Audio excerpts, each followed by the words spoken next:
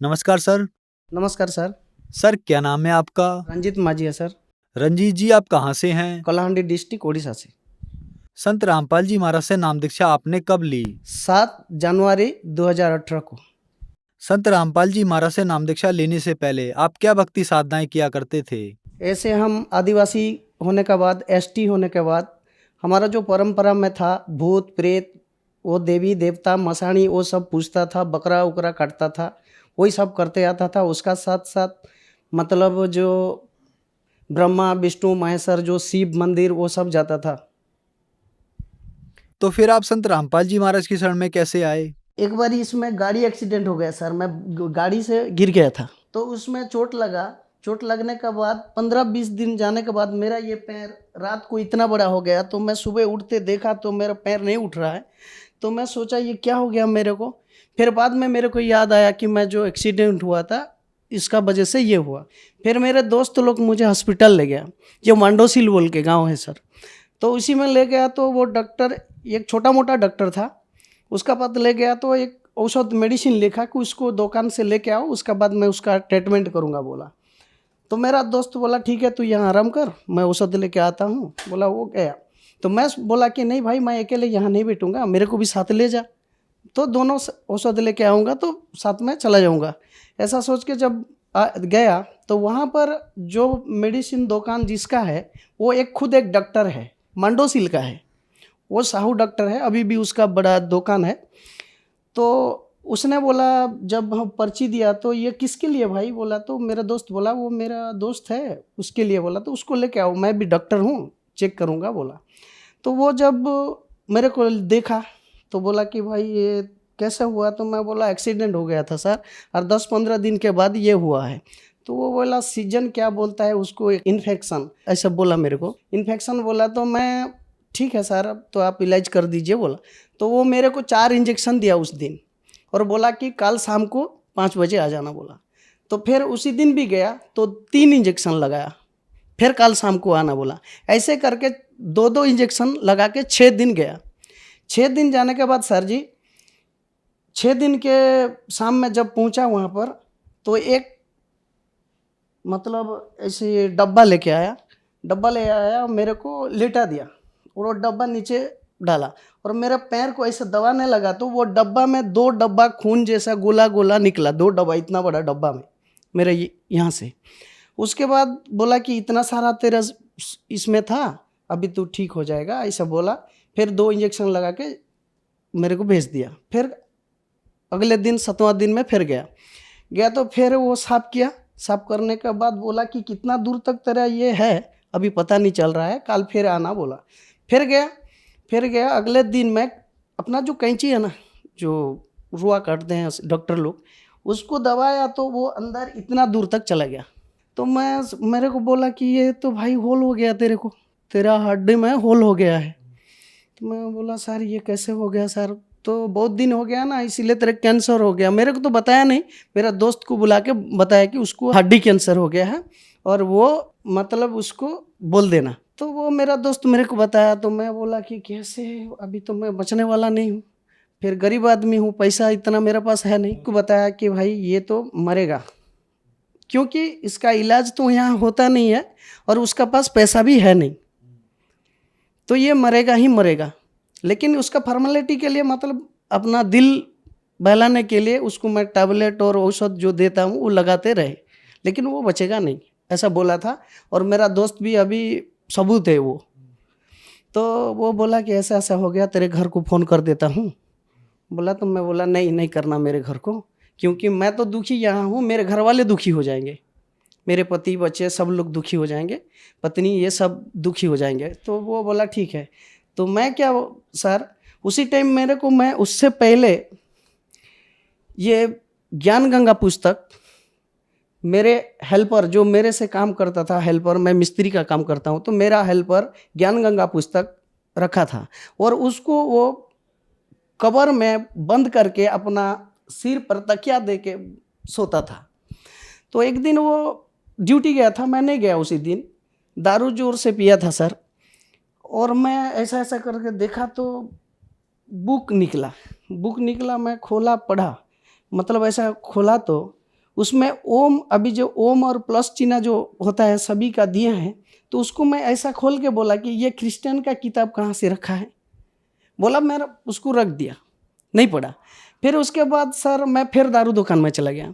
दारू दुकान में जाने के बाद अपना जो खाना बना था बनाने वाला, उसको बोला कि मैं मीट मछली लेके आता हूँ, तू बना और दारू लेके आऊँगा बोला। तो बनाने के बाद फिर दोनों बैठ गया उसी सामने और पीने लगा। तो मेरे दिमाग में कैसे हो गया कि वो किताब को पढ़, ऐसा मेरा दिमाग में आया। तो मैं फिर उस किताब को वो दारू पीते समय ही पढ़ा तो सर उसमें देखा कि कौन ब्रह्मा का पिता है, कौन विष्णु की माँ, ये सब लिखा है। तो मेरे दिमाग फैल गया कि ब्रह्मा विष्णु का भी माता पिता है, आज तक हम सुना नहीं था, ये कैसे किताब है।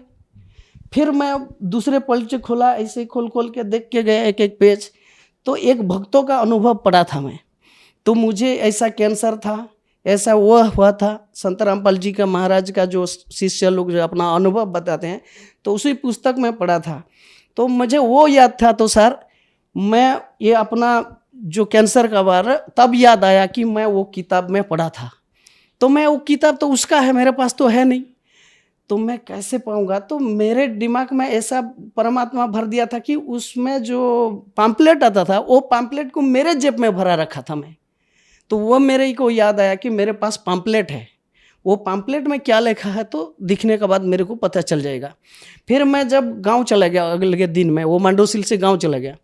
फिर गया तो मेरे पास मोबाइल भी नहीं था। तब दूसरे को जाके वो पैम्पलेट दिखा के उसको मैं एसएमएस किया, बर वाला फ़ोन किया। पहले तो फ़ोन किया तो कौन बोल रहा है, नहीं मैं रंजीत माझी बोल रहा हूँ और ये किताब मुझे मिलेगा क्या बोला। तो वहीं से बोला कि नहीं, आप एसएमएस करो, आपका एड्रेस पूरा पता देके एसएमएस करो इसी नंबर में, तो आपको मिल जाएगा।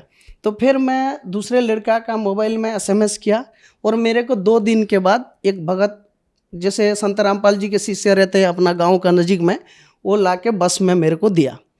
तो मैं पढ़ने के बाद मेरे दिल में ये आया कि गुरु है तो संत रामपाल जैसा गुरु नहीं है और भगवान है तो कबीर जैसा भगवान नहीं है। मैं जब पढ़ के ये अनुभव किया, संत रामपाल जी महाराज से बोले कि आप सही भगवान हो तो परमात्मा, मेरी ये कैंसर जो बीमार है उसको ठीक कर देना दाता, मैं आपकी शरण में आऊँगा।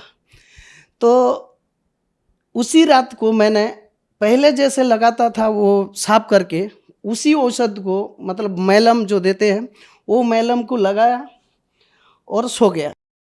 सोने के बाद सुबह उठा तो भगत जी मैं ऐसे नहाने चला गया तालाब में नहा के, घूम के, धो के, पूरा फ्रेश होके, जैसे कि मुझे कुछ नहीं हुआ, ऐसे ही मेरे को महसूस नहीं हो रहा है कि मेरे पैर में कुछ था। उसके बाद मैं घर आया। घर आने के बाद भी घर वाले कुछ नहीं बोला, मेरे पत्नी भी कुछ नहीं बोला। तो मेरे को खाना वाना दिया। फिर क्या बोला, जो सुबह धोता हूँ मैं, फिर औषध लगाता हूँ। तो मेरे पत्नी बोला कि आज नहीं साफ करोगे क्या, गर्म पानी कर दिया हूँ, साफ करो बोला। तो मेरे को याद आया, ठीक है लाओ बोला। तो मैं जब खोला वो पट्टी, खोलने के बाद भगत जी उसमें जब खोला और रोए में जो मैलम पानी दिया था, डेटल पानी, वो साफ करने लगा तो वहाँ से खून निकला। तो मैं बोला खून कैसे निकल रहा है भाई, खून तो नहीं निकलना चाहिए। फिर मैं थोड़ा दबाया उसको, दबाया तो थोड़ा अंदर नहीं गया। फिर अच्छा से दबाया तो देखा तो पूरा मांस भर गया था वहाँ। तो मैं बोला कि बंदी छोड़, संत रामपाल जी महाराज आपकी कृपा से मैं अच्छा हो गया भगवान, मेरे को कब तुम्हारा बुलावा आएगा, ऐसा सोचा सर। फिर बाद में मैं बोला अपने पत्नी को कि मैं नाम दीक्षा ले लूँगा, लेकिन वो नाम दीक्षा ऐसे लेना है कि कैसे नाम दीक्षा लूँगा, तो वो तो मुझे मालूम नहीं संत रामपाल जी महाराज से। तो मेरे को तो वही पता नहीं था कि नाम क्या है, लेकिन दीक्षा बोल के मालूम था, क्योंकि अपना जो गांव में लोग दीक्षा लेते हैं तो ऐसा दीक्षा होगा ये, ऐसा मेरे को मालूम था। तब मैं वो भगत को फ़ोन किया, जिस भगत बोला तो वो संत रामपाल जी महाराज का शिष्य, उसको फ़ोन लगाया। तो उसने उसको पूछा कि भाई अरे इस दीक्षा कैसे मिलेगा। तो वो बोला कि जारिंग गांव में नामधाम सेंटर है, वहीं पर नाम दीक्षा दिया जाता है। उसके बाद 4 नंबर जब जनवरी में गया, 7 जनवरी 2018 को, तो मेरे को नाम दीक्षा संत रामपाल जी महाराज से मिली। सर, आपको हड्डी कैंसर यानी बोन कैंसर था। डॉक्टर्स ने आपको मना कर दिया था कि अब आपकी जिंदगी ज्यादा नहीं है। आपने संत रामपाल जी महाराज से प्रार्थना की और संत रामपाल जी महाराज ने आपको नाम लेने से पहले ही ठीक कर दिया। तो क्या संत रामपाल जी महाराज से नाम दीक्षा लेने के बाद भी आपको लाभ मिले? हाँ मिले सर, बहुत सारे लाभ मिले सर। इतना बोलूँगा तो थक जाऊँगा सर, लेकिन थोड़ा सा बताऊँगा। मैं पहले तो मुझे आध्यात्मिक ज्ञान हुआ कि भगवान क्या चीज़ होता है, ये मुझे महसूस हुआ और भगवान को पहचाना। संत रामपाल जी महाराज पूर्ण परमात्मा है, पहचाना। अपना वेद शास्त्र में जो है वो हमको मिला। मैं बहुत नशा करता था सर। सुबह उठता हूँ तो पहले दारू पीता था और मेरे घर वाले भी तंग आ जाते थे कि ये दारू कैसे छूटेगा। और मेरे पत्नी बहुत सारे मंदिर मस्जिद ऐसी व्रत व्रत रखता था कि ये दारू छोड़े बोल के। मेरे पिताजी, मेरे बड़े भैया, इन लोग, मैं जब नहाने जाऊंगा बोलने से भी मेरे पीछे एक आदमी भेज देते कि ये दारू पीने जाएगा बोल के। मेरे घर आके भी पूछ सकते सर।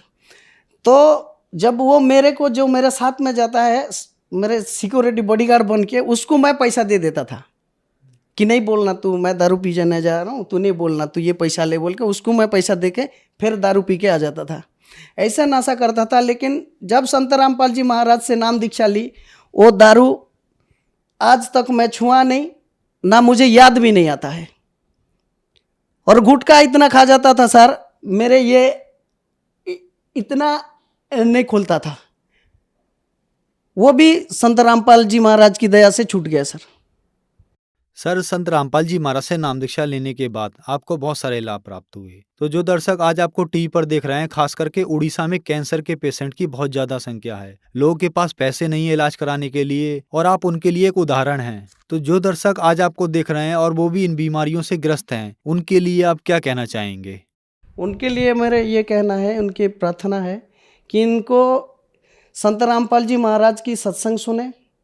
और मैं जैसे संत रामपाल जी महाराज का ज्ञान गंगा पढ़ के अपना बीमार का, नाइलाज बीमार का ठीक हुआ हूँ, तो आप लोग भी संत रामपाल जी महाराज के ज्ञान सुने और सत्संग देखें। जैसे टीवी में बहुत सारे चैनल में आते हैं और कल अपना बीमारियाँ ठीक करें।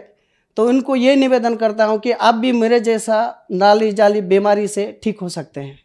संत रामपाल जी महाराज से नाम दीक्षा कैसे ली जा सकती है? संत रामपाल जी महाराज का बहुत सारे टीवी चैनल में सत्संग आते हैं, उसके नीचे एक पीली पिट्टी आते हैं और उसमें एक नंबर आता है। उसी नंबर में कांटेक्ट करने के बाद आपको आपका जहाँ का नज़दीक का नाम दाम सेंटर होगा उसी का पता दिया जाएगा।